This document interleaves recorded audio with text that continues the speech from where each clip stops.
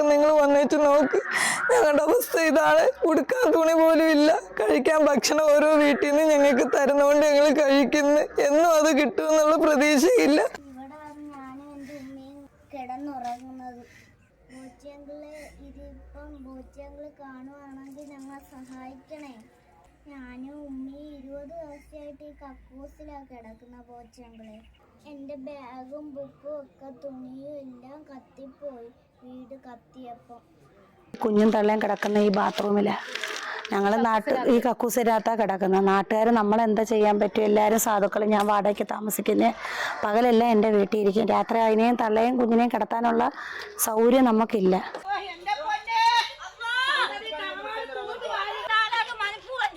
ബഹളം കേട്ട് ഓടി വന്നപ്പോഴത്തേക്ക് വീട് കത്തിക്കൊണ്ടിരിക്കുക. അങ്ങനെ ഞങ്ങൾ ഓടി വന്ന് നോക്കി പകുതി മുക്കാലും കത്തി എരിഞ്ഞ്. അതിനുശേഷം ഈ കുഞ്ഞും തള്ളയും കിടക്കുന്ന ഈ ബാത്റൂമിലാണ്.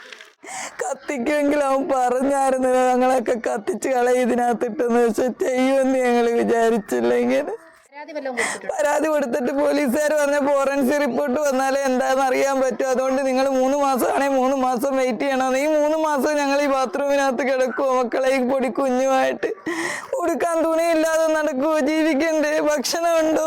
ആഹാരമുണ്ട്? ഞാനൊരു രോഗി കൂടിയാണ്. മരുന്നില്ല. മരുന്ന് വരെ തീർന്ന്.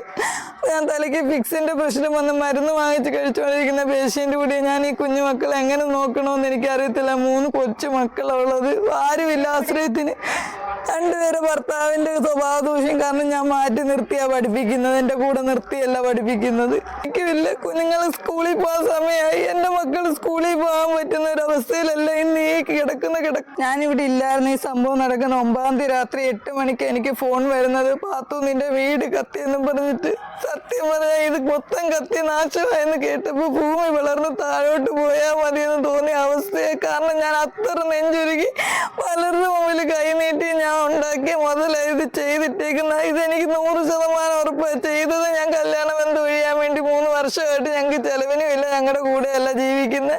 അതുകൊണ്ട് ഞങ്ങൾക്ക് ഒരു ഇതുമില്ല. ഞങ്ങളങ്ങനെ ഒഴിയാൻ കൊടുത്ത പല സ്ത്രീയായിട്ട് നടക്കുന്നവനല്ലേ ഒഴിയാൻ കൊടുത്തത്. ആ ഒഴിയാൻ കൊടുത്തതിൻ്റെ വൈരാഗ്യത്തെ അയാൾ തന്നെ ചെയ്തതാണ്. ഞങ്ങൾക്ക് ഉറപ്പ്. പക്ഷെ പോലീസ് തെളിവില്ലാതെ ഈ കേസ് എടുക്കത്തില്ലെന്ന് പറഞ്ഞുകൊണ്ട് പോലീസിന് തെളിവിന് വേണ്ടി ഫോറൻസിക് റിപ്പോർട്ട് വരാൻ വെയിറ്റ് ചെയ്ത് നിൽക്കുക. ഞങ്ങൾക്ക് ഉറപ്പാണെങ്കിലും ജനങ്ങളോട് ഞങ്ങൾ പറയുന്നത് ഞങ്ങൾക്ക് ഈ വീടൊന്ന് കെട്ടാനൊരു വഴി കാണിച്ചു തരണം.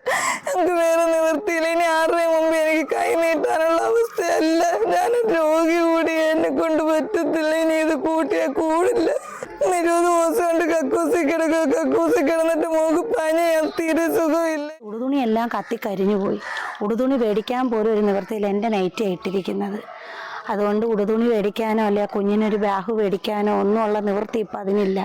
നിങ്ങൾ വീഡിയോ കാണുന്നവരെ എന്തെങ്കിലും സഹായം ചെയ്ത് പടച്ചോൻ്റെ ഇതിൽ നിന്നൊരു കൂലിപ്പാട്. രാമിനാണ് അറിയപ്പെടുന്ന. ഫാത്തിമ എന്ന് എല്ലാവരും വിളിക്കുന്നത്. എൻ്റെ കൊല്ലം ജില്ലയിലെ വെള്ളിമൺ കുണ്ടറ പുനരധിവാസ കോളനിയിൽ 1-ാം വാർഡിലാണ് ഈ സംഭവം നടന്നത്. ഇന്ന് 20 ദിവസമായിട്ട് നടക്കുന്ന സംഭവം. വെട്ടവുമില്ല, വെളിച്ചവുമില്ല, കിടക്കാൻ സ്ഥലവുമില്ലാതെ ബാത്റൂമിൽ കഴിയുന്ന ഒരു അമ്മയും കുഞ്ഞിൻ്റെ അവസ്ഥയാണ് നിങ്ങളീ കാണുന്നത്. നല്ലൊരു വീടായിരുന്നു. ഞാൻ പുതുതായിട്ട് പണിഞ്ഞ് ഇതിനകത്തില്ലാത്ത ഫർണിച്ചറും സാധനങ്ങളും ഒന്നും ഇല്ലായിരുന്നു. ഇന്ന് ഇതിനകത്തൊന്നുമില്ല. ഒരു ചൂല് പോലും ഇതിനകത്ത് എടുക്കാനില്ലാത്ത അവസ്ഥ. ഭർത്താവിൻ്റെ കൂടെ എൻ്റെ പെൺമക്കളെ നിർത്താൻ പറ്റാത്തതുകൊണ്ട് ഞാൻ മക്കളെ മാറ്റി നിർത്തിയേക്കുന്നത്. മക്കളിപ്പോൾ വേറെ പള്ളിയിലായിട്ടൊക്കെ നിർത്തി പഠിപ്പിക്കുകയാണ്. ഞാനിവിടെ നിർത്തിയിട്ടേ ഇല്ല. അയാളുമായിട്ട് താമസിക്കുമ്പോൾ കുഞ്ഞുങ്ങളെ പെണ്ണുങ്ങളെ ആരെയും ഒരു സഹോദരി പോലെ നമ്മുടെ കൂടെ നിർത്താൻ കൊള്ളത്തില്ല. ഡിവോഴ്സിന് കൊടുത്തേക്കാണ്. അയാളിപ്പോ എന്നെയൊക്കെ അവരുമായി പോലെ പ്രായമുള്ള ഒരു സ്ത്രീയായിട്ടാണ് അടുപ്പമായിട്ടിരിക്കുന്നത്. അതുകൊണ്ട് നമ്മൾ ഡിവോഴ്സിന് കൊടുത്തേക്കാണ്. അതിന്റെ വൈരാഗ്യത്തിലാണോ? അതിന്റെ വൈരാഗ്യത്തിൽ തന്നെ ഇങ്ങനെ ചെയ്യും. മക്കളുടെ ഡ്രസ്സ് പോയി. മോള് നല്ല പഠിക്കുന്നതായിരുന്നു. മക്കളൊക്കെ പഠിക്കുന്നതുകൊണ്ട് ട്രോഫി സാധനമൊക്കെ കിട്ടി. അതെല്ലാം നഷ്ടമായി. ഡ്രസ്സില്ല, ഉടുപ്പില്ല, ബാഗില്ല, ഒന്നുമില്ല. കുഞ്ഞുങ്ങൾക്ക് എല്ലാ സാധനങ്ങളും നശിച്ചു പോയി. ഈ വീട് ഇത്രയും കത്തി നാശമായില്ലേ? ആ സമയത്ത് ഒരിച്ചിരി വെള്ളം കൊണ്ട് അണയ്ക്കാൻ അയാളോ അയാളുടെ കുടുംബത്തിലുള്ളവരോ വന്നിട്ടില്ല. ഈ വീട് ഇത്രയും കത്തിപ്പോകുന്ന സമയത്ത് പോലെ അവർ ആഹാരം കഴിക്കായിരുന്നു. അവിടെ ഇരുന്ന അയലത്തുകാർ പറഞ്ഞ് ഞങ്ങൾ അറിഞ്ഞതാണ്.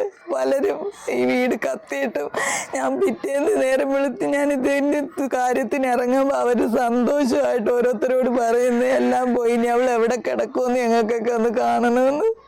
അപ്പൊ ഇയാളുമായിട്ട് ബന്ധം ഒഴിയാനുള്ള കാരണം എന്താണ്? അയാൾ പല സ്ത്രീ ബന്ധം, പണ്ട് അയാൾ വേറെ കല്യാണം കഴിച്ച് 2 കൊച്ചുങ്ങളെ ആയിട്ട് അത് ഉപേക്ഷിച്ചതാണ്. അതുപോലെ വേറൊരു പെണ്ണിന് അതിന് മുമ്പേ ഒരു ഇതാക്കി അതിന്റെ ജീവിതം കളഞ്ഞ്, അങ്ങനെ പലരുമായിട്ടുള്ള ബന്ധങ്ങൾ. 20 ദിവസം കൊണ്ട് ഈ ബാത്റൂമിനകത്ത് ഞങ്ങൾ കിടന്നിട്ട് ഞങ്ങൾ ആരും വന്ന് സഹായിക്കാനില്ല.